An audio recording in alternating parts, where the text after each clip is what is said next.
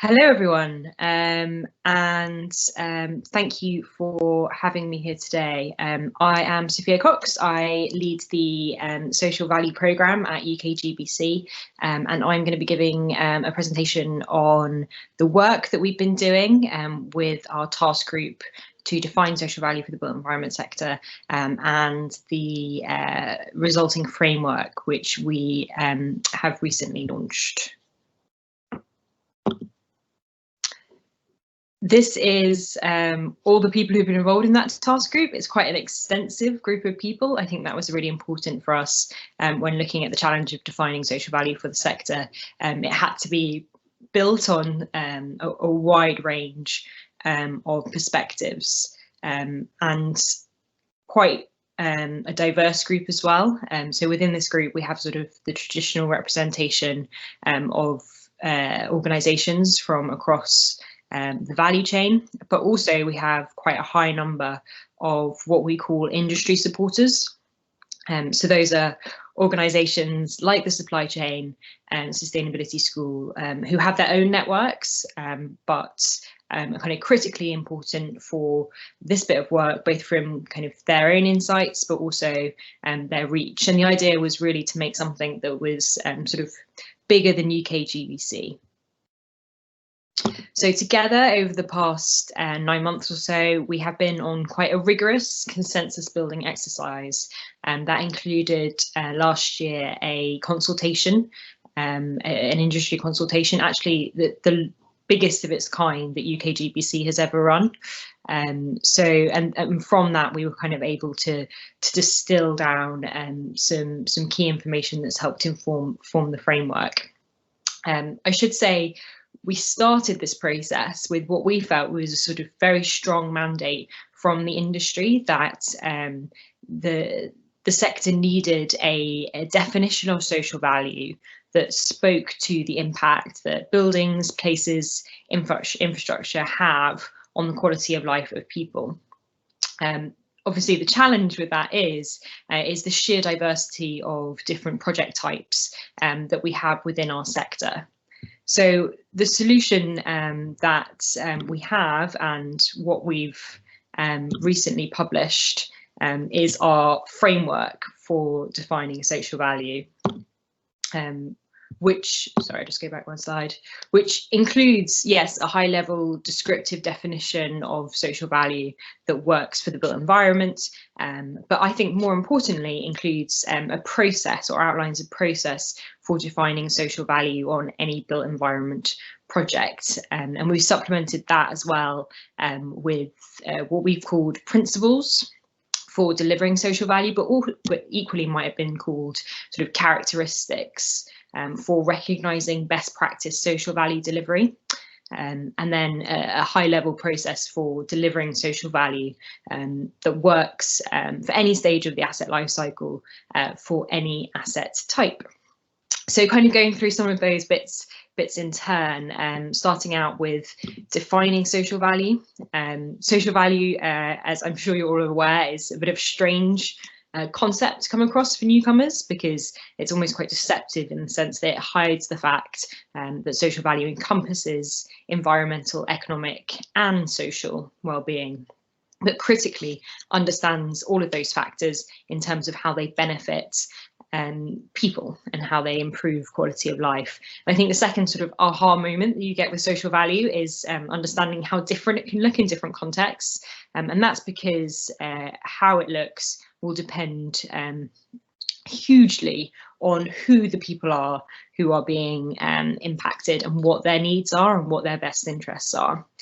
So therefore, in the context of the built environment, we see social value is created when buildings, places and infrastructure support environmental, economic and social well-being, and in so doing, improve the quality of life of people. And exactly which outcomes will create social value will depend on who the people impacted by that built environment project are, and that actually you should be defining those outcomes. Practitioners and project teams should be defining those outcomes and who the people are for each project they undertake, and that's really at the kind of core of the framework that we've produced. So here we have an example of how that definition of social value might be articulated. We're not suggesting here that everyone sort of use this diagram. This is merely to kind of illustrate the point that you might arrive on sort of these 5 outcomes as being particularly important for a different project. And you can see each of the outcomes, be they a social outcome like new public spaces, or an economic outcome like workers with fair wages, impacts different levels of stakeholder. So some of them might be particularly important to the local community, some might be particularly important to the supply chain or the wider town or city or global society. I should say, obviously, the focus, and hopefully the diagram conveys this, should be on the local community and the supply chain. But for different projects, it might be that wider stakeholder groups are more relevant. So yeah, that's the kind of illustrate that idea. So how do we get to the point where we create a definition of social value for a built environment project? Well, the framework puts forward these 3 steps. Firstly, to identify who your stakeholders are. I should say that is no easy undertaking. Communities are notoriously hard to kind of pin down.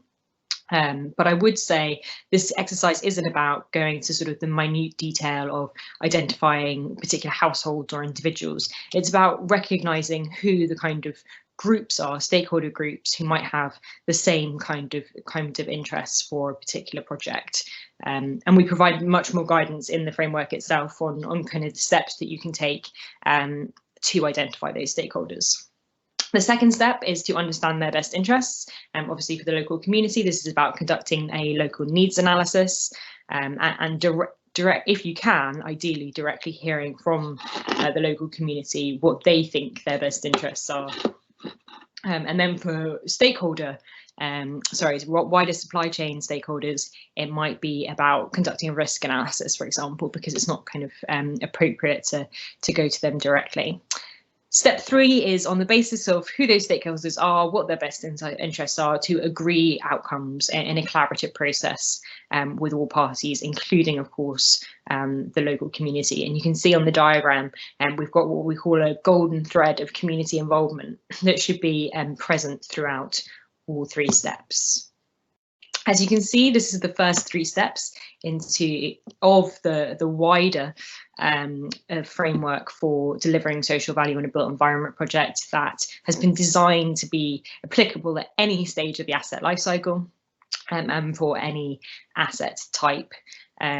Just to kind of take you through that on a high level. So once you have defined social value for your built environment project, it's about establishing the baseline, which is really important when you want to improve additionality, creating a strategy, putting in place a measurement framework, implementing those measures, and then monitoring in the long term, which is obviously really important because it's not clear exactly how these interventions are going to play out unless you measure in the long term. And then continuously improving from that monitoring is also a really important aspect. One of the last sort of key elements of the framework is the principles for delivering social values. I said before, these also might be kind of considered as characteristics of best practice social value approach. I've covered quite a lot of them, but just to take them each once in turn. First, the importance of context, obviously, for the built environment, that's about stage of asset life cycle, type of asset, and community, who the community are. The second is to take a place-based approach. There's lots of great work that happens and social value that is created through the corporate operations of organisations operating in the built environment, but the focus when we're looking at a strategy for a project should be the social value that can be delivered directly through that place.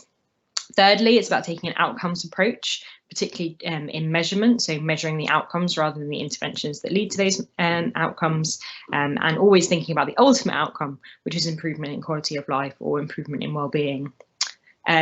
Principle 4 is about collaboration. This should be about partners collaborating at each stage of the life cycle, but also collaborating across the life cycle so that ambition to deliver social value isn't lost in that process. And there was a point actually made at the launch event that it should be about collaborating across different projects and seeing how you can maximise the opportunity to deliver outcomes for the wider city, say, across different projects. Principle 5 is about process. Obviously, that's been kind of showing the importance of hitting different points in a process rather than any particular outcome. And the last one, perhaps the most interesting one, is about additionality. Additionality is a sort of core component of the Social Value Act, and it's about going above and beyond business as usual. In this framework, we set out that we kind of interpret additionality as demonstrating that you have gone above and beyond the social value that was there before. So you have to make an assessment of the social value before an intervention and afterwards, and what you go over and above, that's your additional social value. And I think what's nice about this interpretation versus perhaps industry benchmarks or going above compliance or policy is that it forces you to do that, forces you to have an understanding of the social value that already exists. And to respect the fact that you're not kind of coming into a blank environment. These are just some kind of examples of how that might play out in practice. So if you think about a housing-led regeneration scheme, you need to appreciate sort of what the community values beforehand. And if you do have to redevelop things that are valued, it's about doing it in a way that kind of replaces that value with an equivalent. So those are sort of some of the key elements. It's the framework is live on our website. Please do go down and please do go and download it. It's got lots more stuff in there that I haven't had time to cover. For example, a map of sort of relevant social value policy. It kind of sets out the policy landscape for social value and how that influences a project. And please do also get in touch to be part of our ongoing work on this area. We're going to set up a forum for members who are wishing to align with the framework over the next 12 months or so, and that will be a kind of learning forum, but also an opportunity to refine the framework as it goes forward.